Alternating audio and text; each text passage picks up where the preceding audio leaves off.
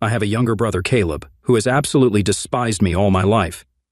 If you were wondering maybe it was out of jealousy, well, you were wrong. I wasn't the favorite child he was, so he had nothing to feel jealous about.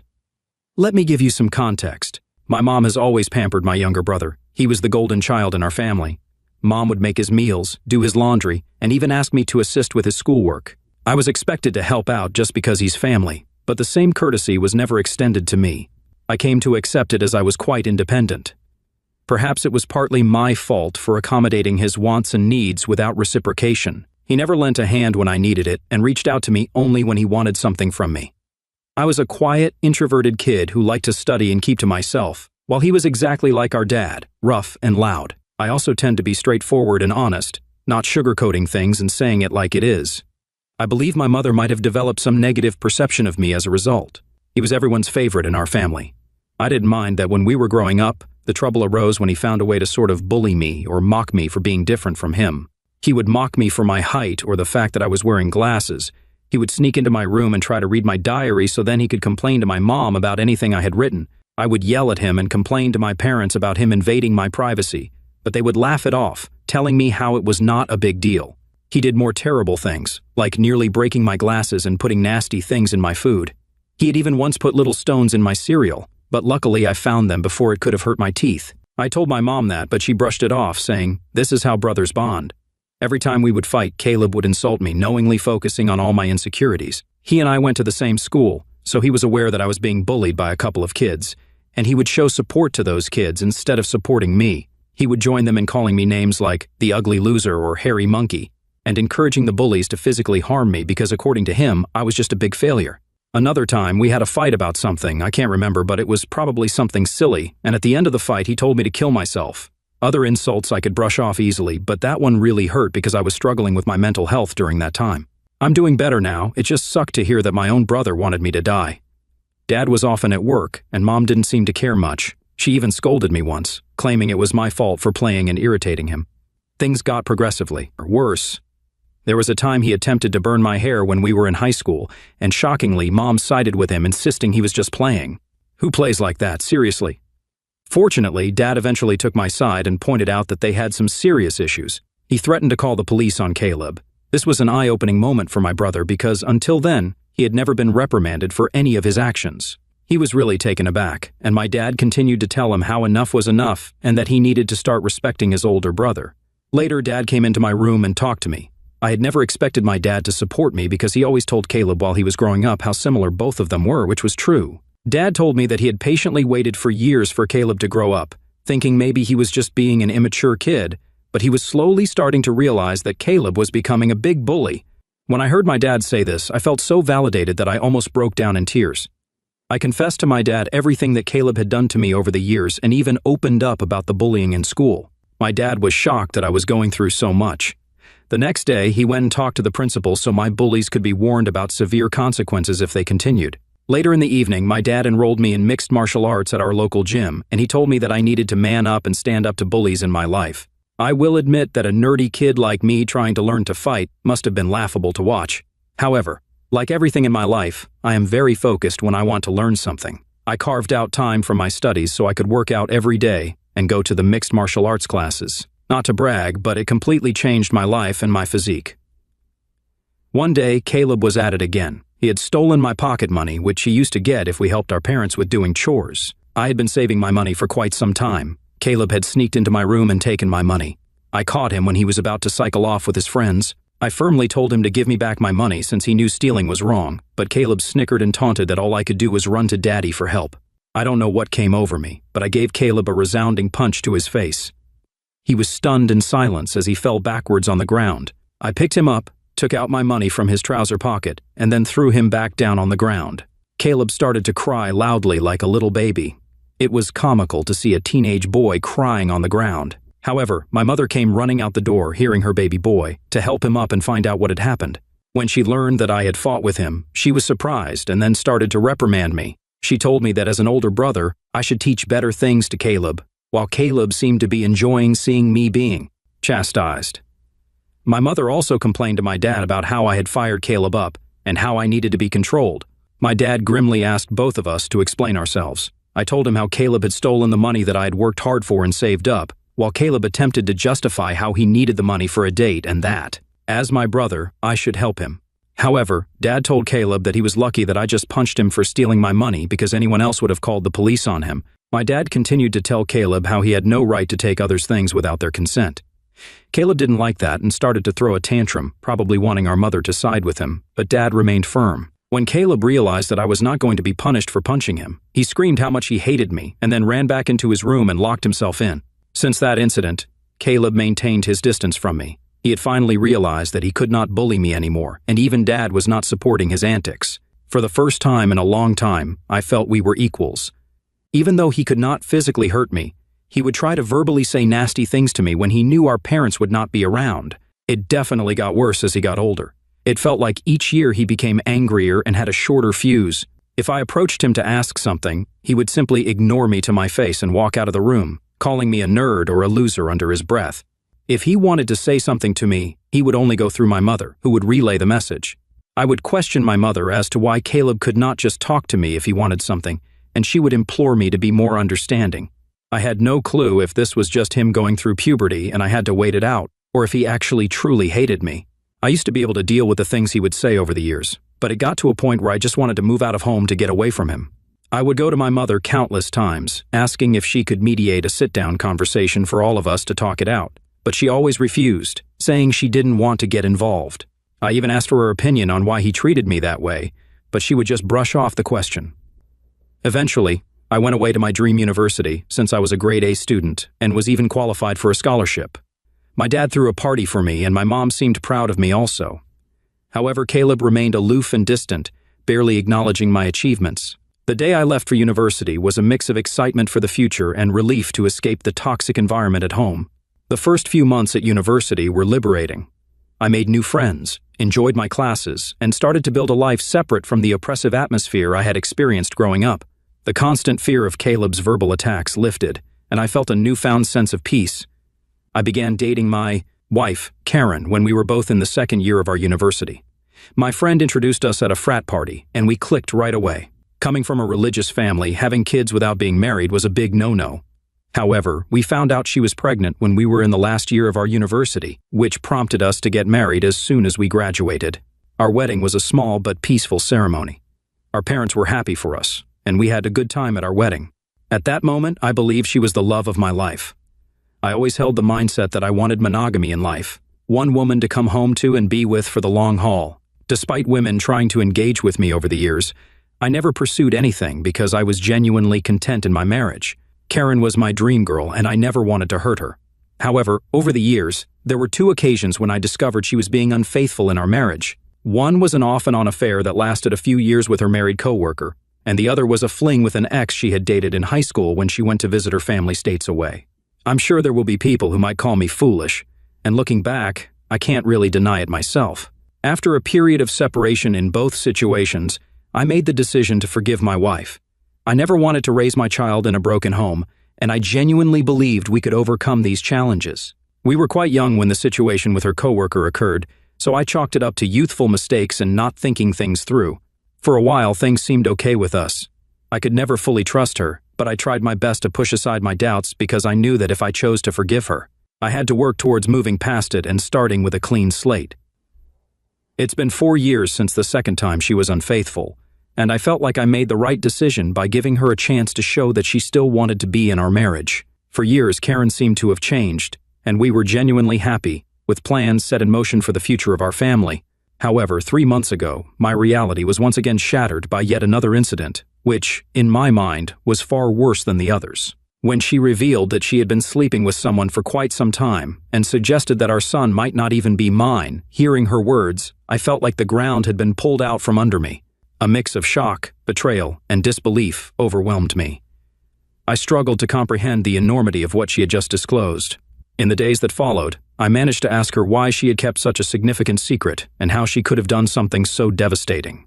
Her reaction was a cold and indifferent demeanor. She seemed detached, almost unbothered by the pain she had inflicted. Her responses were vague, leaving me with more questions than answers. It was a surreal and painful moment, confronting the shattered trust and the uncertainties about my own family.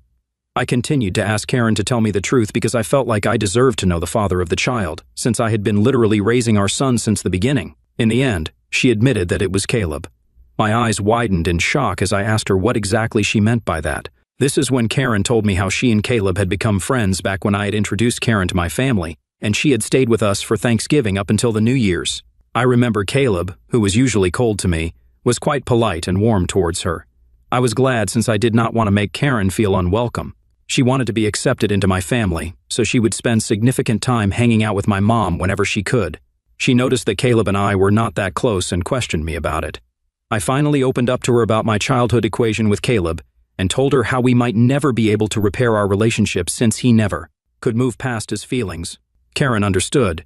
However, she started to include Caleb whenever we would go out, perhaps hoping that both of us would warm up to each other. If we were going to watch a movie, she would invite Caleb, and then we would have to watch whatever movie Caleb wanted to watch. I guess during this time, Caleb and I did talk a few words here and there, which was a significant improvement compared to how he had been giving me the silent treatment for years. I do remember Karen and Caleb would hang out and play video games together, but I never thought much about it. Karen told me how one day, Caleb opened up to her about his struggles and his recent breakup with his then ex-girlfriend. He seemed so vulnerable with her, and they struck a friendship.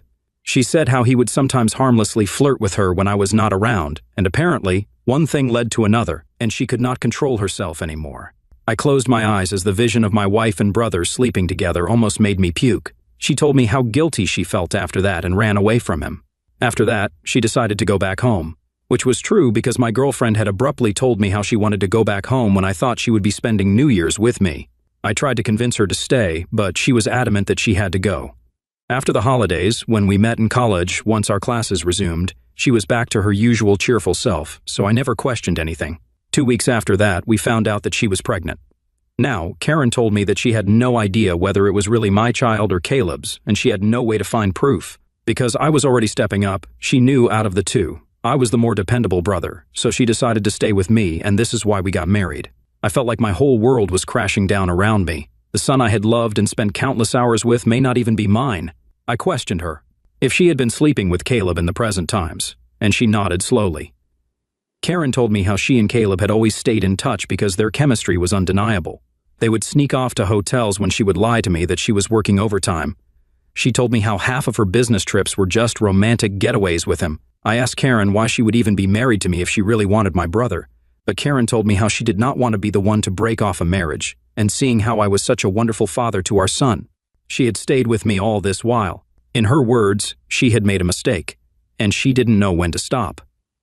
I simply told Karen that I was glad that she told me the truth, and that I was going to pack up and move out.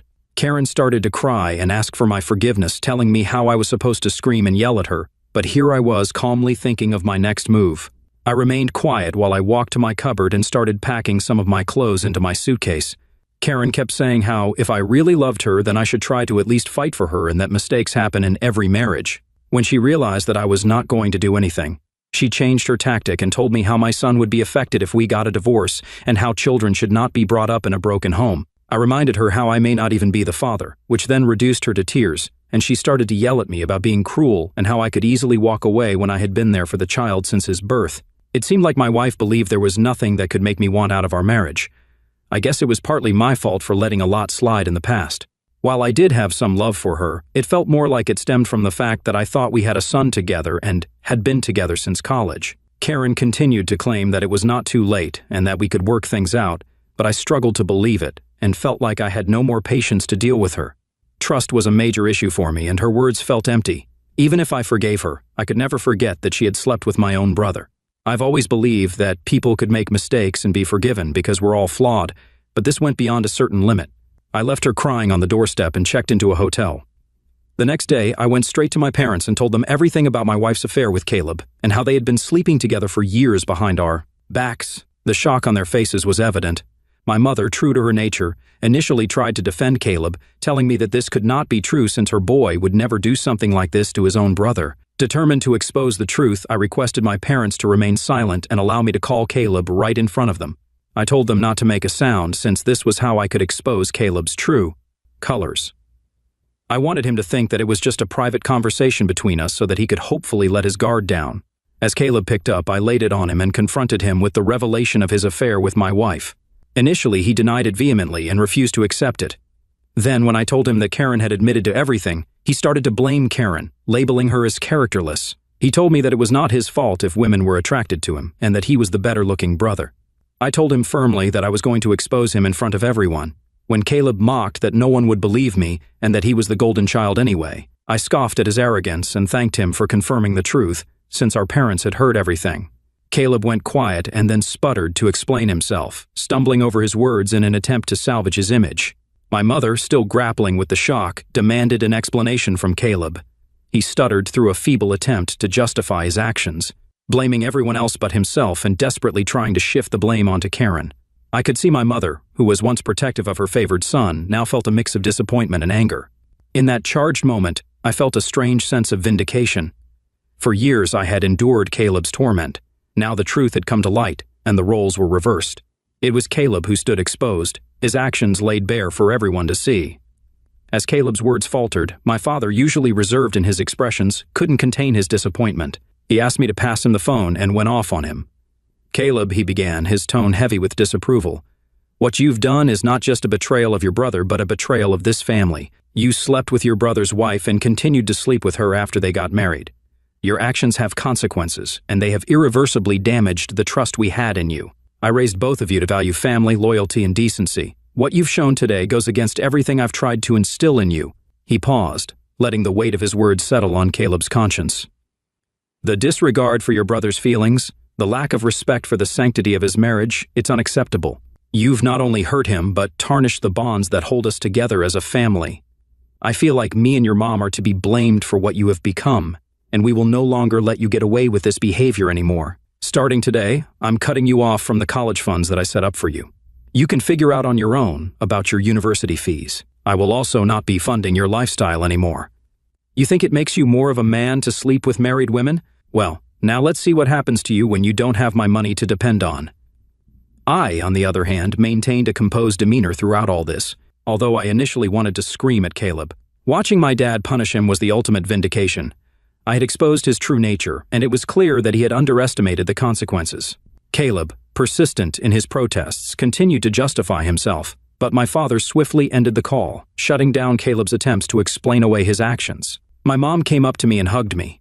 It had been a while since we shared such a moment, but in that embrace there was unspoken understanding and support amid the family turmoil. She apologized to me that she had not believed me all this time. I felt like my 14-year-old self would never have imagined this moment, being vindicated and embraced by my mother. After that, my dad helped me find a good lawyer so I could divorce Karen. She and her lawyer tried to fight dirty by asking me for alimony since I earned more than her, but luckily her affair played heavily in my favor. We also had a paternity test for my son, and it was determined that Caleb was indeed the father of the child. I can't begin to write how painful it was for me to digest this news. It was worse than when Karen told me that she had been cheating on me. I felt so pissed that my son didn't belong to me. However, I guess God works in mysterious ways because I decided to stay strong throughout all this. Karen begged me that I should keep visiting my son, since he should not be punished for all this, but I just could not bear to see him. He reminded me of Caleb, and I hated it. After my divorce was finalized and I was finally free, I moved into my own bachelor pad.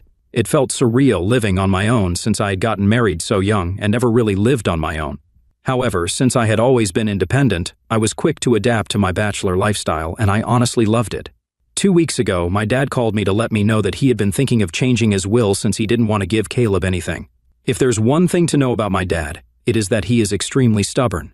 Since he had made up his mind that he wanted nothing to do with Caleb, he had kept his word. Caleb tried to reach out to our parents and even showed up at their doorstep, begging them for forgiveness. But he was not even allowed inside. My mother, who usually caves into Caleb's tantrums, also seems to be done with him, although it must be hurting her the most. Throughout all this, Caleb didn't even once send me a text to apologize for what he had done, so clearly, he didn't even regret it. He was just sad about being cut off from our parents. Well, Dad told me that he would be leaving everything behind to me, just to ensure that Caleb doesn't protest later. He would be leaving him with only. My eyes widened in shock, as my dad had worked really hard his whole life, and his assets, retirement fund, and life insurance would come up to almost $1 million.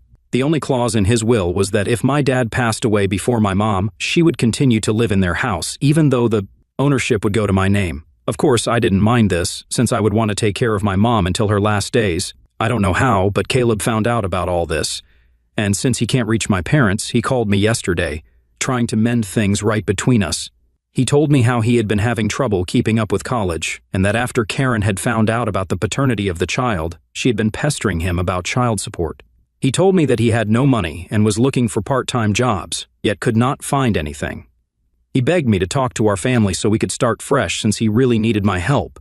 I started to laugh in his face and told him that I was so done with him that he should have thought about all this before sleeping with my wife and getting her pregnant.